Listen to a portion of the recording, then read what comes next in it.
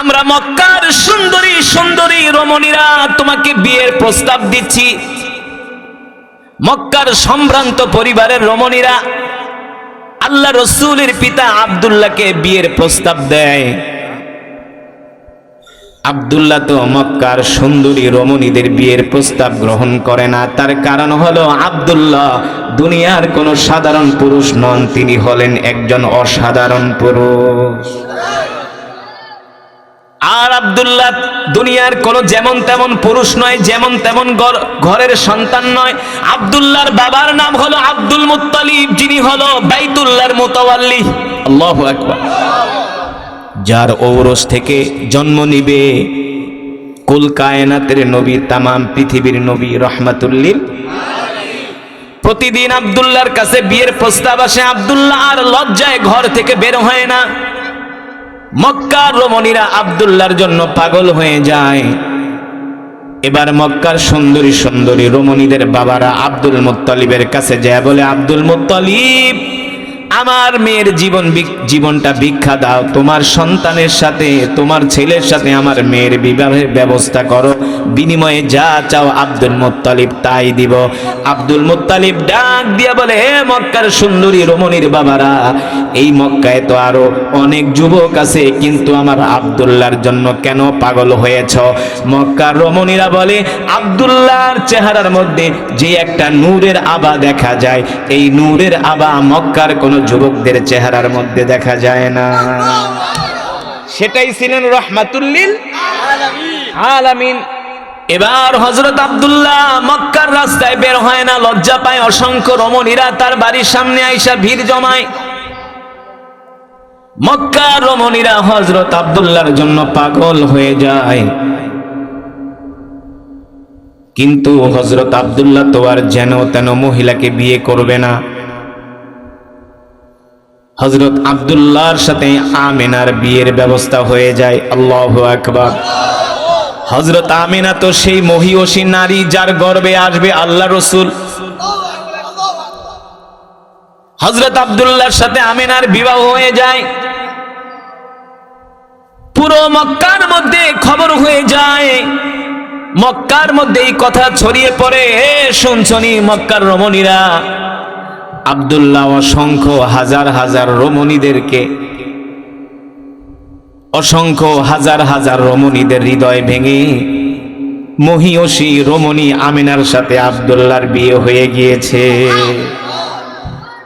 এই কথা শোনার পরে মক্কার রমণীরা এতটা কষ্ট হয়, এতটা কষ্ট পায়, এতটা ভেঙে পড়ে।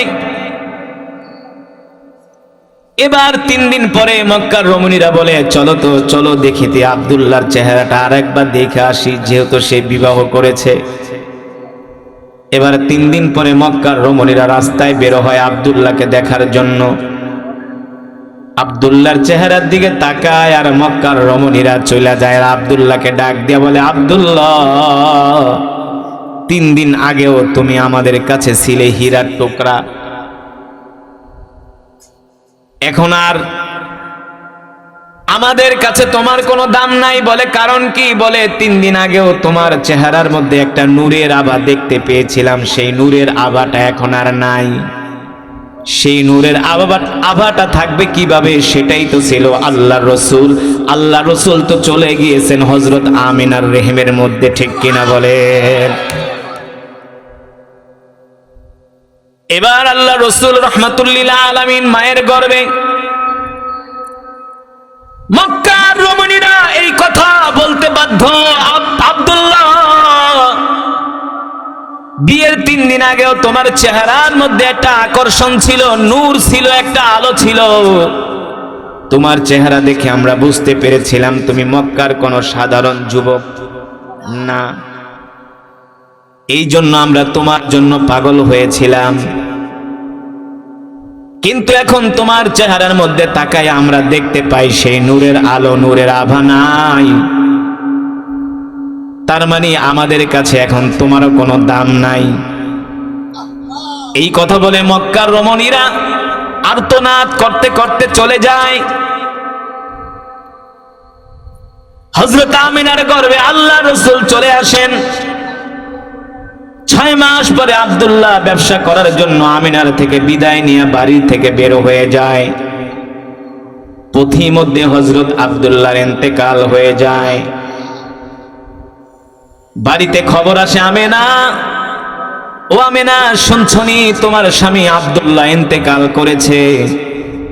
এই কথা শোনার পরে হযরত আমেনা ভেঙে পড়ে, তার হৃদয়টা ভেঙে খান খান হয়ে যায়, তার চোখ থেকে অশ্রু ঝরতে শুরু করে, আর তিনি আসমানের দিকে তাকায়া কান্না করে। হযরত আমেনা মনে মনে ভাবে, আব্দুল্লাহ আমার গর্ভে তুমি সন্তান দিয়া আমাকে একা রেখে চলে গেলা, আব্দুল্লাহ তোমার সন্তান আমার গর্ভে, এই সন্তানকে আমি কিভাবে মানুষ করব, কিভাবে বড় করব, কে আমার সন্তানের নাম রাখবে? এই কথা ভেবে হযরত আমেনা কষ্ট পায়।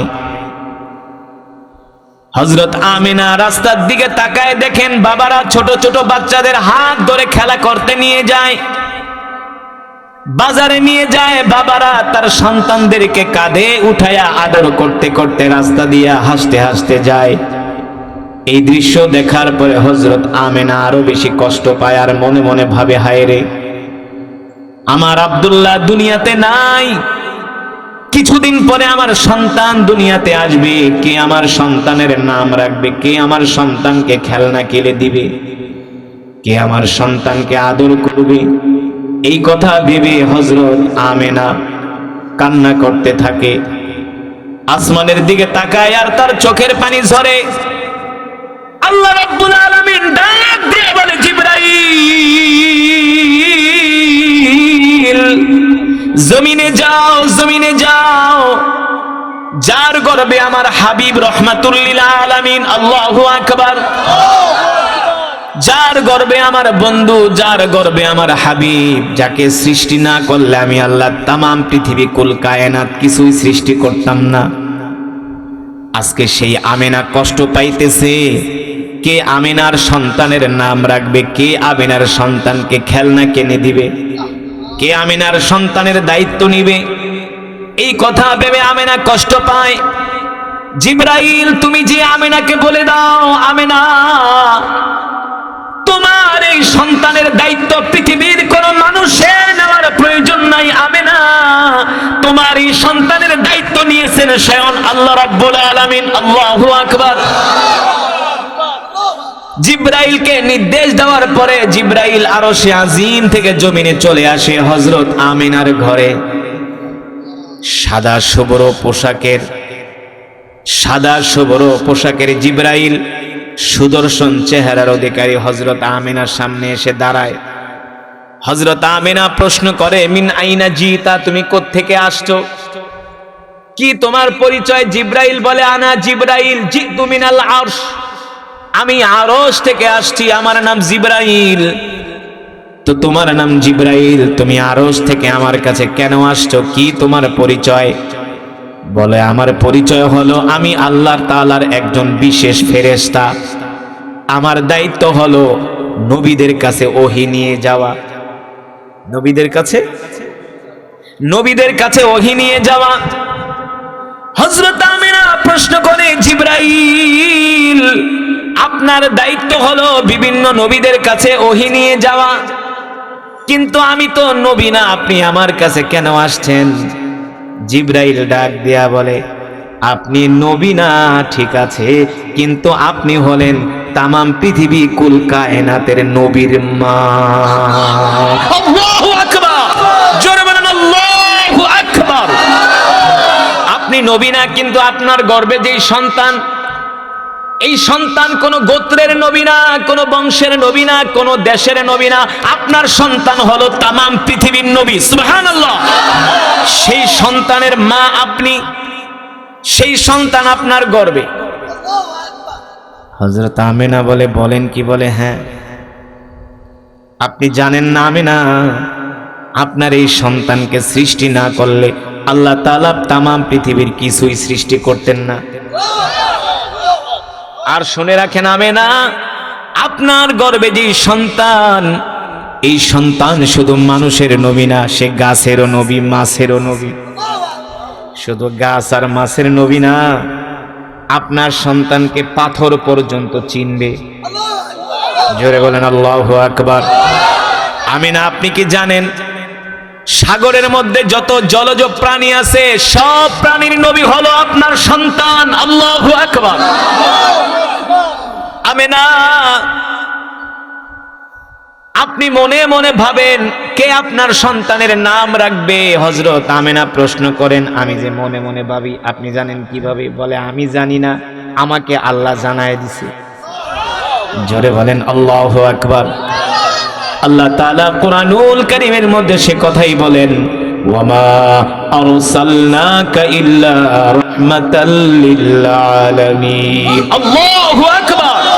নবী, আপনি হলেন সমগ্র বিশ্ববাসীর জন্য রহমত, আপনি হলেন সমগ্র বিশ্ববাসীর জন্য বরকত। আল্লাহু আকবার। আমি আল্লাহ তাআলা আপনাকে রহমত করে বরকত করে দুনিয়াতে পাঠাইছি। সুবহানাল্লাহ বলেন। এবার জিবরাইল ডাক দিয়ে বলে, আমিনা, আপনি মনে মনে ভাবেন আর কান্না করেন কে আপনার সন্তানের নাম রাখবে। শোনেন আমিনা, দুনিয়ার কোনো মানুষের আপনার সন্তানের নাম রাখার প্রয়োজন নাই। আপনার সন্তানের নাম রেখে দিয়েছেন আরশের মালিক স্বয়ং আল্লাহ রাব্বুল আলামিন। আর আপনার সন্তানের নাম হবে মুহাম্মদ।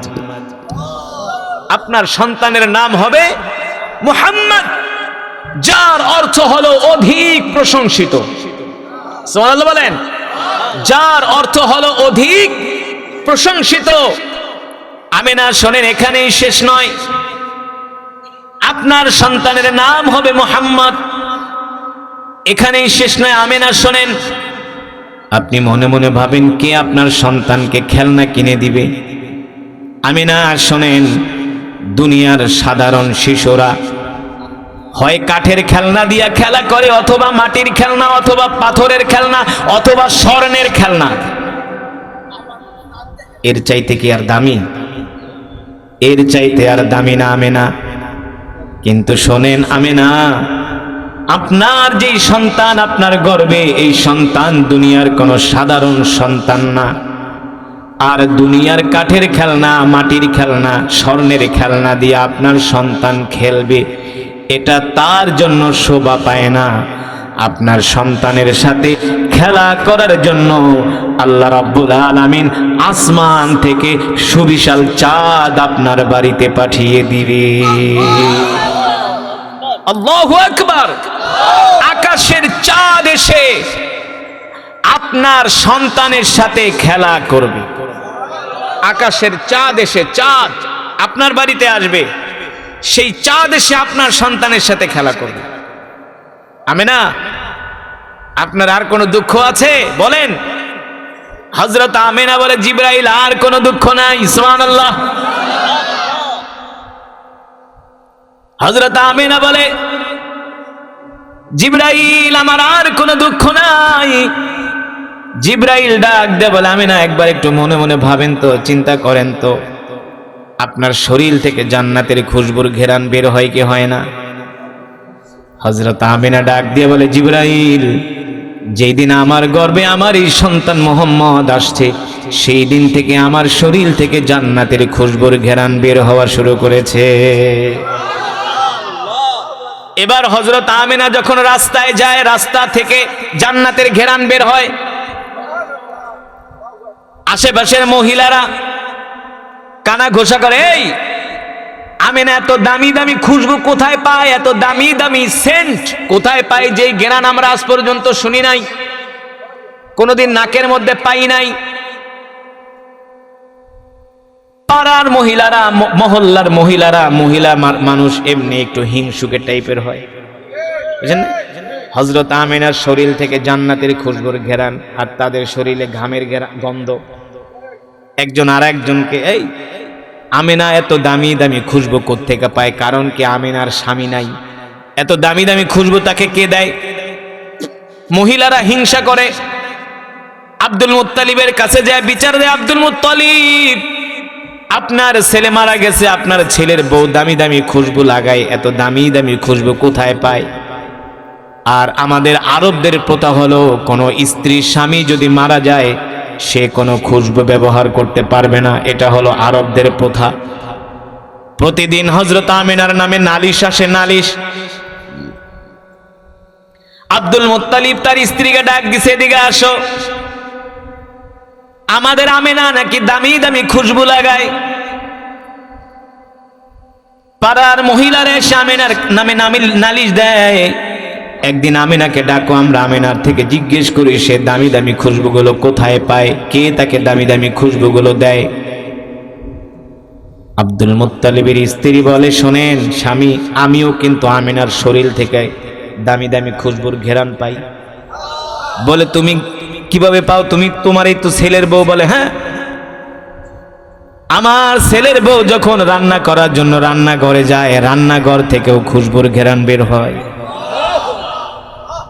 পানি আনতে যায়, সেখান থেকেও ঘেরান বের হয়। সব সময় শুধু তার থেকে জান্নাতের খুশবুর ঘেরান বের হয়। আল্লাহু আকবার। আব্দুল মুত্তালিব বলে, তাহলে তো আসলেই কথাটা তো আসলেই সত্য। একদিন আমিনাকে ডাকো, আমিনাকে আমরা কিছু প্রশ্ন করি। আব্দুল মুত্তালিবের স্ত্রী বলে, শোনো, আমিনা কোনো দুনিয়ার সাধারণ মহিলা না, সাধারণ ঘরের মহিলা না। আমিনার গর্ভে আমাদের নাতি, সুতরাং ভালো বংশের মেয়ে, মহিয়সী রমণী, ভদ্র মেয়ে। কিভাবে আমরা তাকে এই কথা জিজ্ঞেস করি? আমাদের ছেলে মারা গেছে, এমনি মেয়েটা বিধবা, মনে অনেক কষ্ট। কারণ একজন রমণীর গর্ভে, যদি একজন মহিলার গর্ভে সন্তান থাকা অবস্থায় যদি স্বামী মারা যায়, এর মতো কষ্ট, এর মতো দুঃখ আর ওই মহিলার যা হয় পৃথিবীর কোনো মানুষ বুঝতে পারে না।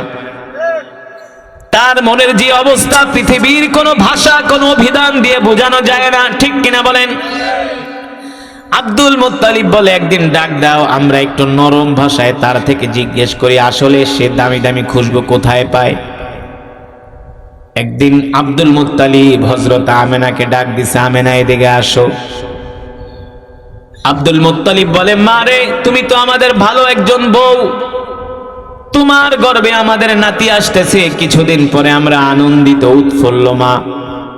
কিন্তু তুমি কিছু মনে করো না, আমরা তোমাকে একটা প্রশ্ন করি মা। পাড়ার মহিলারা এসে, মানুষ এসে বলে যায় তুমি নাকি দামি দামি খুশবু ব্যবহার করো। মা, তুমি কিছু মনে করো না, আমাদের আরবদের প্রথা হলো কোন স্বামী যদি মারা যায়, ওই মহিলা কোন দামি খুশবু কিছুই ব্যবহার করতে পারবে না। এটা হলো আমাদের আরবদের প্রথা, আর আমি হলাম সমাজের নেতা। মাগো, তুমি যদি এই দামি দামি খুশবুগুলো ব্যবহার করো, এতে করে মানুষের কাছে আমাকে প্রশ্নের সম্মুখীন হতে হয়। এই কথা শোনার পরে হযরত আমিনার চোখ দিয়া জর জর করে পানি পড়তেছে। কারণ যারা সতী সাধ্বী মহিলা, তাদেরকে এর চাইতে আর বেশি কিছু বলা লাগে না। জাতের মেয়েদেরকে এর চাইতে আর বেশি কিছু বলার প্রয়োজন। এই কথা শোনার পরে হযরত আমিনা কান্না করে দিছে। আব্দুল মুত্তালিব ডাক দিয়া বলে, লিমা তাবকি ইয়া আমিনা, ইয়া উম্মি আমিনা, আমিনা তুমি কাঁদো কেন? মা, তুমি কেঁদো না, আমি তো তোমাকে কান্না করার কিছুই বলি নাই। হযরত আমিনা ডাক দিয়া বলে, আব্বাজান, আপনি আমাকে প্রশ্ন করেছেন আমি দামি দামি আতর খুশবু কোথায় পাই। এই ঘ্রাণ তো দুনিয়ার কোনো খুশবুতে পাওয়া যায় না। আব্বাজান শোনেন শোনেন, আমার স্বামী আব্দুল্লাহ মারা গেছে, কে আমাকে খুশবু কিনে দিবে? আমি তো বিধবা। আব্বাজান শোনেন, যেই দিন থেকে আমার মুহাম্মদ আমার গর্ভে এসেছে, সেই দিন থেকে আমার শরীর থেকে জান্নাতের খুশবুর ঘ্রাণ বের হওয়া শুরু করেছে। জোরে বলেন সুবহানাল্লাহ, আল্লাহু আকবার। আব্দুল মুত্তালিবের স্ত্রী বলে, মা রে, ঠিকই বলছো, আমিও তোমার শরীর থেকে জান্নাতের খুশবুর ঘ্রাণ পেয়েছি। হযরত আমিনা ডাক দিয়ে বলে, আম্মা জান, শুধু এখানেই শেষ না। যেই দিন থেকে আমার মোহাম্মদ গর্ভে এসেছে, আমি যখন রাস্তা দিয়ে হেঁটে যাই, রাস্তার গাছগুলো আমাকে দেখা সালাম দেয়। আমি জিজ্ঞেস করি, আমাকে সালাম দাও কারণ কি? বলে, আপনার গর্ভে আমাদের নবী। হযরত আমেনা বলে, আব্বা জান এখানেই শেষ নয়। যখন আমি পানি আনার জন্য কূপের কাছে যাই, কূপের পানিগুলো থাকে নিচে, আমাকে দেখার সাথে সাথে কূপের পানিগুলো তারা লাফ দিয়ে উপরে উঠে যায়।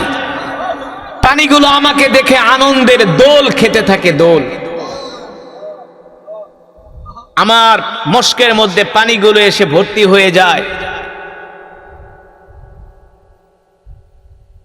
আব্দুল মুত্তালিবের স্ত্রী প্রশ্ন করে, মা এটা কি এখন? বলে, হ্যাঁ এখন। যেদিন থেকে আমার মোহাম্মদ আমার গর্ভে এসেছে সেই দিন থেকে আমি কূপের কাছে গেলে কূপের পানিগুলো আনন্দের দোল খেতে থাকে। আল্লাহু আকবার। পানির স্তর উপরে উঠে যায়, কূপ থেকে আওয়াজ আসে, আপনি আপনার পানির পাত্র ধরেন, আমরা আপনার পাত্রের মধ্যে ঢুকা যেতেছি। প্রশ্ন করি, কেন? বলে, আপনি হলেন নবীর মা, আপনার কষ্ট হবে, আপনাকে কষ্ট দিতে পারবো না। সেই রসুলের উম্মত আমরা, খুশি নাকি বেজার? খুশি নাকি বেজার? মুসলমান, যে রসুলের উম্মত হওয়ার জন্য আগেকার পয়গম্বর আল্লাহ তাআলার কাছে দোয়া করেছিল, ঠিক কিনা বলেন?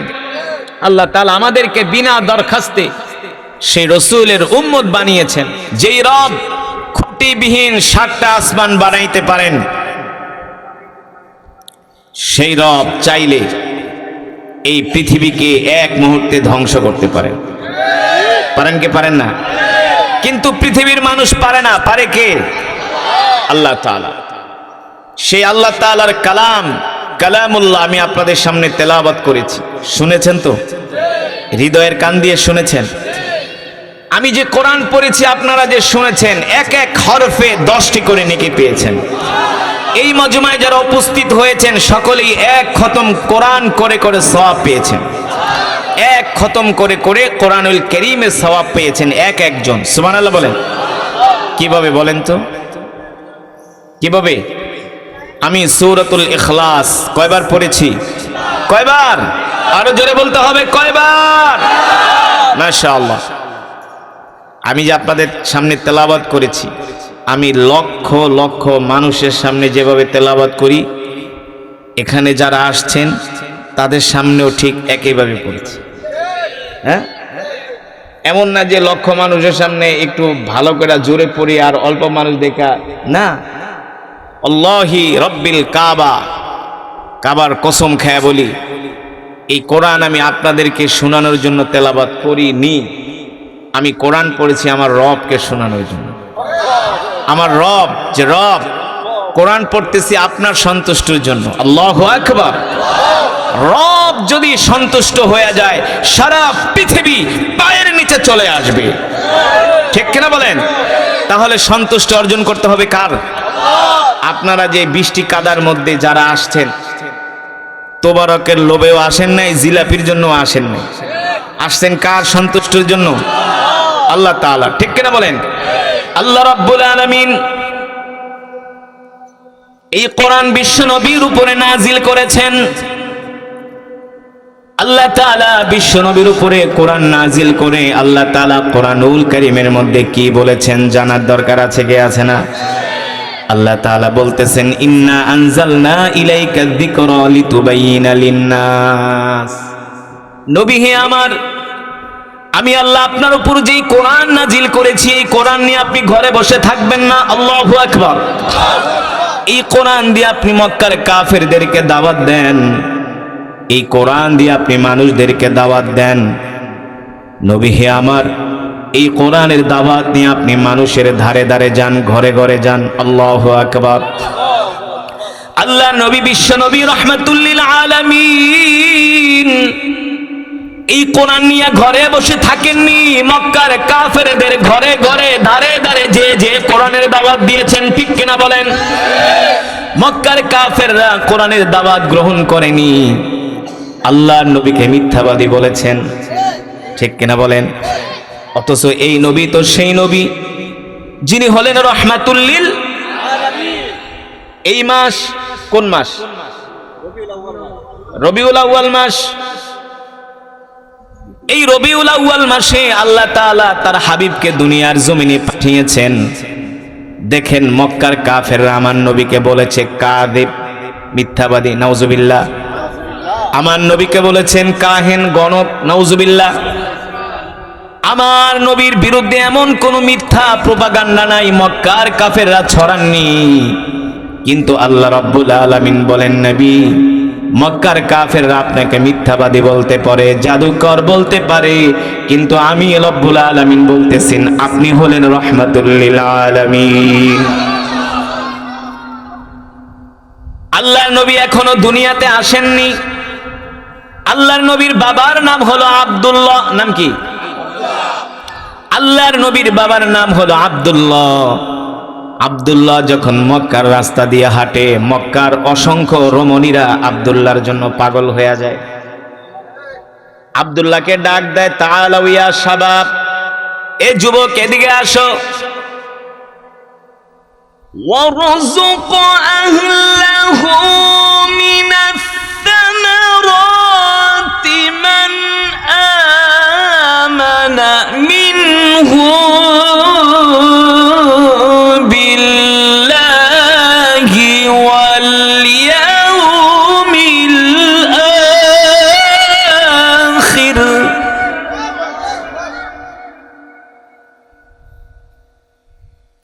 সাউন্ডটা বাড়াও, তো নাড়াচাড়া কর, একভাবে রাখ, বাড়ায় একভাবে রাখ।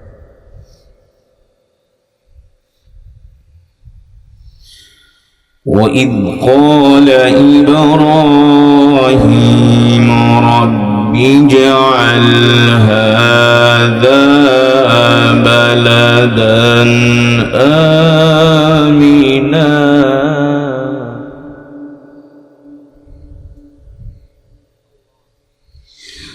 وَإِذْ قَالَ إِبْرَاهِيمُ رَبِّ اجْعَلْ هَذَا بَلَدًا آمِنًا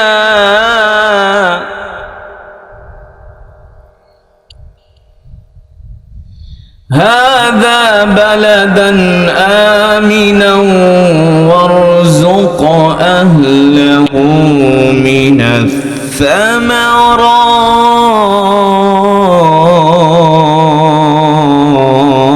الثمرات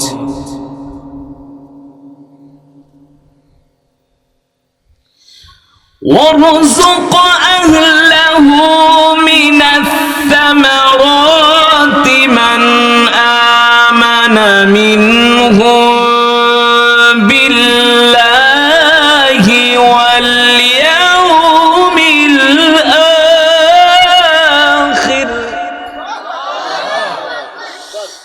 قال ومن كفر فأمتعه قليلا ثم أضطره إلى عذاب النار وبئس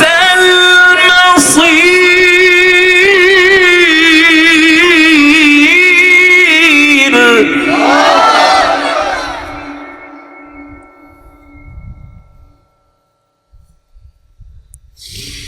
قال ومن كفر فأمتعه قليلا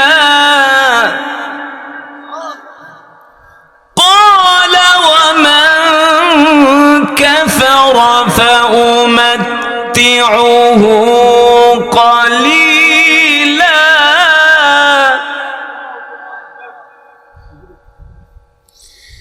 قال ومن كفر فأمتعه قليلا قال ومن كفر فأمتعه قليلا ثم أضطره إلى عذاب النار وبئس المصير.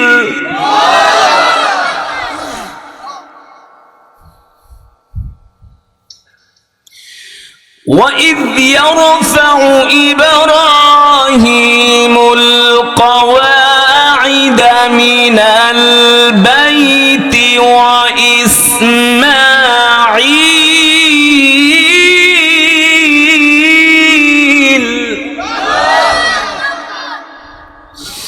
وإذ يرفع إبراهيم القواعد من البيت وإسماعيل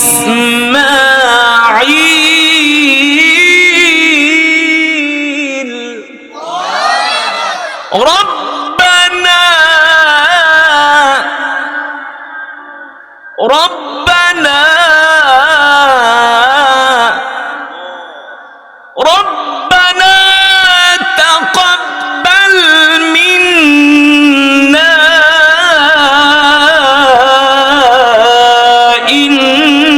إنك أنت السميع العليم ربنا تقبل منا إنك أنت السميع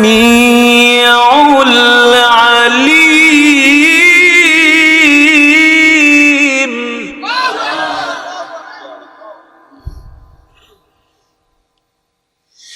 ربنا تقبل منا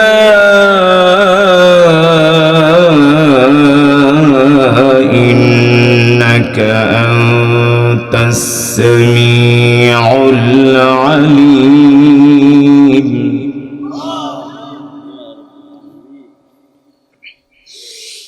ربنا وجعلنا مسلمين لك ومن ذريتنا أمة مسلمة لك وأرنا مناسكنا وتب علينا إنك أنت التواب الرحيم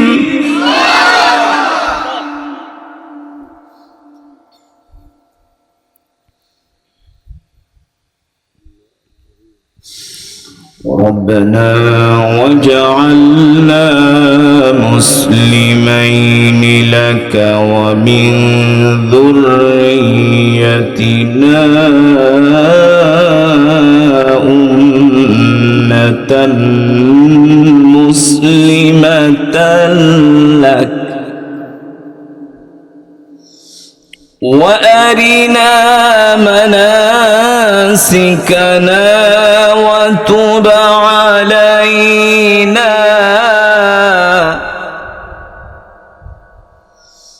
وأرنا مناسكنا وتب علينا إنك أنت التواب الرحيم وأرنا مناسكنا وتب علينا إنك أنت التواب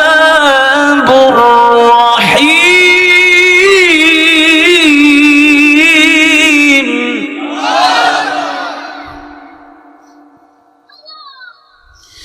الله أكبر ولله الحمد بسم الله الرحمن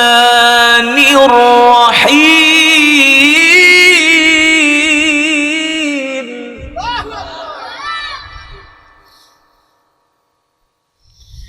بسم الله الرحمن الرحيم قل هو الله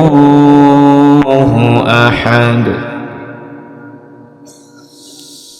الله الصمد لم يلد ولم يولد ولم يكن له كفوا أحد بسم الله الرحمن الرحيم قل هو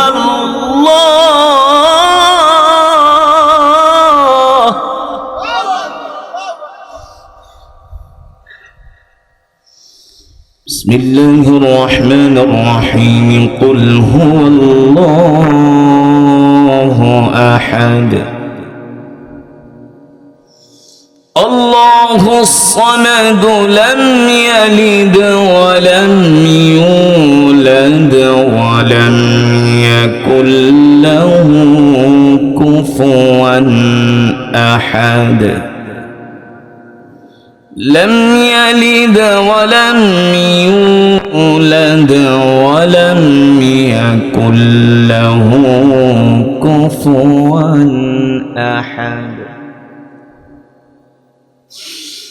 لم يلد ولم يولد ولم يكن له كفوا أحد بسم الله الرحمن الرحيم قل هو الله أحد الله الصمد لم يلد ولم يولد ولم يكن له كفوا أحد